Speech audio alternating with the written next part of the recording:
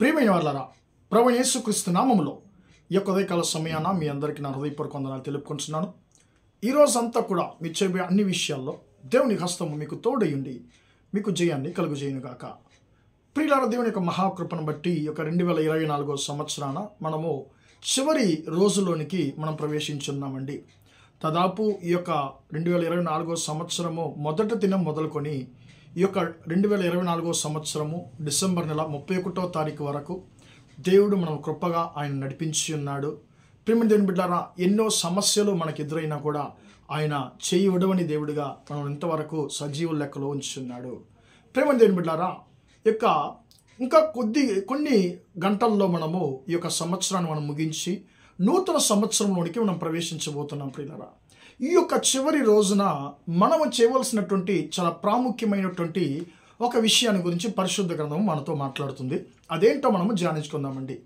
యెహోషువ గ్రంథము 3వ అధ్యాయం 5వ వచనంలో యెహోషువ ఇశ్రాయేలు ప్రజలకు ఒక ఆజ్ఞ ఇస్తున్నాడండి. అదేంటంటే, రేపు యెహోవా మీ మధ్య అద్భుత కార్యములు చేయును గనుక మిమ్మల్ని మీరు పరిశుద్ధపరచుకొనుడి అని ఒక ఆజ్ఞను యెహోషువ ఇశ్రాయేలు ప్రజలకు ఆయన ఇచ్చేది మనం చూస్తున్నాం.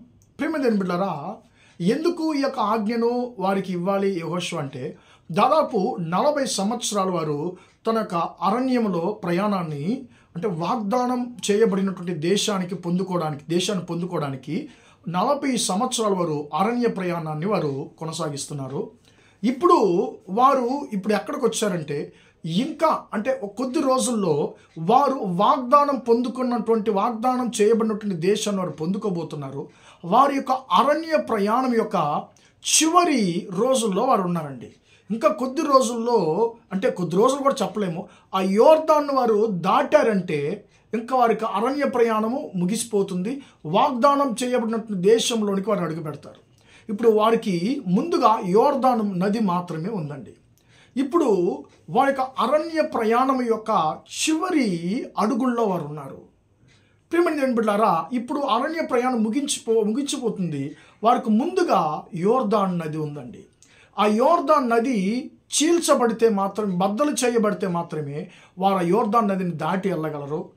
వారు దాటి వెళ్ళిన తర్వాతనే వారు ఏం చేస్తారంటే దేవుని యొక్క వాగ్దానం చేయబడిన దేశంలోనికి వారు అడుగు పెట్టగలరు. కాబట్టి ప్రియులారా, యెహోషువ అంటున్నాడు, ఈ యొక్క యోర్దాను బద్దలుగా చీల్చబడాలంటే, ఈ యోర్దాను మీరు దాటి వెళ్ళాలంటే, మీరు వాగ్దానం చేయబడిన దేశంలోనికి మీరు ప్రవేశించాలంటే, ఈ 3 సంగతులు జరగాలంటే మీరు ఒక్క విషయాన్ని చేయాలి. అదేంటంటే, మిమ్మల్ని మీరు పరిశుద్ధపరచుకోవాలి అని చెప్పి యెహోషువ వారితో మాట్లాడేది మనం చదువుతున్నాం. ప్రియమైన దేవుని బిడ్డలారా, మనకు ముందుగా యోర్దాను ఉంది. అంటే మనకు ముందుగా మనం వాగ్దానం చేయమని దేశంలోనికి ప్రవేశించకుండా మనలో ఉండేటువంటి కొన్ని పాపాలు యోర్దాను నదుల వల్ల మనకు అడ్డుబండలుగా ఉన్నాయండి. ప్రియమైన దేవుని బిడ్డలారా, ఆ అడ్డుబండలు తొలగించాలంటే మనల్ని మనం పరిశుద్ధపరచుకోవాలి. యోర్దాను బద్దలుగా చీల్చబడాలంటే మనల్ని మనం ఏం చేయాలి? పరిశుద్ధపరచుకోవాలి. పరిశుద్ధపరచుకున్న తర్వాతనే ఆ యోర్దాను నది బద్దలుగా చీల్చబడుతుంది. పరిశుద్ధపరచుకుంటేనే మనం ఆ యోర్దాను మనం దాటి వెళ్ళగలము. పరిశుద్ధపరచుకుంటేనే మనం వాగ్దానాన్ని పొందుకోగలం, వాగ్దానం చేయబడినటువంటి దేశాన్ని మనము చేరుకోగలం అనేటువంటి 3 విషయాలు వారికి ముందుగా ఉన్నాయి. ప్రియమైన దేవుని బిడ్డలారా, వారు ఏం చేశారు? దేవుని యొక్క మాటకు ఇశ్రాయేలు లోబడ్డారు. తాము పరిశుద్ధపరచుకున్నారు. దేవునికి ఇష్టం లేని క్రియలు, ప్రియులారా, దేవునికి ఇష్టం లేనటువంటి కార్యాలు ఏమేమి వారి జీవితంలో ఉన్నాయో అన్నిటినీ ఆ యొక్క అరణ్యం యొక్క చివరి అడుగుల్లో వారు ఉన్నప్పుడు, ప్రియులారా, ఆ యొక్క అరణ్యంలోనే వారి యొక్క పాత జీవితాన్ని అంతా కూడా, పాత క్రియలన్నింటినీ కూడా ఆ అరణ్యంలోనే వదిలిపెట్టి తాను పరిశుద్ధపరచుకుంటున్నారు. అప్పుడు యోర్దాను నది బద్దలుగా చీల్చబడుతుంది. ప్రియమైన దేవుని బిడ్డలారా, బద్దలుగా చీల్చబడినప్పుడు పరిశుద్ధపరచుకున్నబడిన వారై, తాను పరిశుద్ధపరచుకున్న వారై ఆ యొక్క యోర్దాను నదిని వారు దాటగలుగుతున్నారు. పరిశుద్ధపరచుకున్న వారుగా, నూతన సృష్టిగా వారు నూతన దేశంలో, వాగ్దానం చేయబడిన దేశంలో వారు అడుగు పెడుతున్నారు.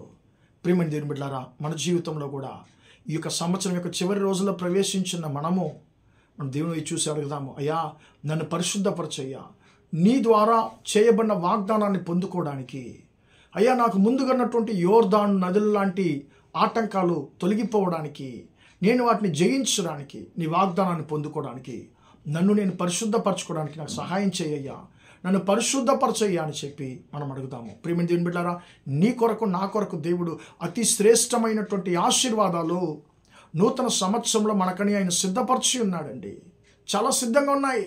కానీ మనల్ని మనం పరిశుద్ధపరచుకొని మనకు ముందుగా ఉన్నటువంటి యోర్దాన్ నది అనేటువంటి పాపాలని, ఆటంకాలను మనం దాటితే మాత్రమే ఆ యొక్క శ్రేష్టమైనటువంటి వాగ్దానాలు మనం పొందుకోగలము. కాబట్టి ప్రియమైన దేవుని బిడ్డలారా, మనం దేవుని వైపు చూసి అడుగుదాం, అయ్యా నన్ను పరిశుద్ధపరచు, నన్ను నేను పరిశుద్ధపరచుకోవడానికి నాకు సహాయం చేయని చెప్పి మనము దేవుని దగ్గర మనం మొరపెడతామా? ప్రార్థన చేద్దాం. ప్రేమగల మా తండ్రి, దయగల దేవా, ఇంతవరకు ఈ మాటలు విన్న మీ బిడ్డలు మీరు దీవించండి, ఆశీర్వదించండి. మిమ్మల్ని పరిశుద్ధపరచుకుని రేపు యెహోవా మీ మధ్య అద్భుత కార్యాలు జరిగించునని తండ్రి మేము వాక్యాన్ని మేము ధ్యానించుకున్నాము. అయ్యా, ఇశ్రాయేల్ తమ్ము తాము పరిశుద్ధపరచుకున్న తర్వాతే యోర్దాను బద్దలుగా చీల్చబడింది. అందులో వారు ప్రయాణం చేయగలిగారు, వాగ్దానం దేశాన్ని పొందుకోగలిగారు. అయ్యా, మా జీవితంలో కూడా మీకు ఇష్టం లేని, నీకు ఇష్టం లేని క్రియలు, ప్రతి ఒక్క క్రియలు తండ్రి మా నుంచి తొలగించుకోవడానికి, తండ్రి యోర్దాన్ లాంటి అడ్డుబండలు తండ్రి మేము జయించడానికి, అయ్యా వాగ్దానాన్ని పొందుకోవడానికి కృపదైత్యమని ప్రార్థిస్తున్నాము. నూతన సంవత్సరంలో నూతనమైన ఆశీర్వాదాలతో తండ్రి మా సహోదరు ఒక్కొక్కరిని మీరు దీవించి ఆశీర్వదించండి. ఇక వారి జీవితంలో అరణ్యము, యోర్దాను తండ్రి లేదని తండ్రి స్తోత్రమయ్యా, వారిని మీరు ధైర్యపరుస్తున్న మహాకృపను బట్టి నీకు స్తోత్రం. మీ బిడ్డల్ని మీరు దీవించండి, ఆశీర్వదించమని యేసయ్య నామములో ప్రార్థించి అడిగి వేడుకొంటున్నాను తండ్రి. ఆమేన్, ఆమేన్. ప్రియమైన వాళ్ళారా, దేవుడు మిమ్మల్ని దీవించి ఆశీర్వదించును గాక. Praise the lord, praise the lord.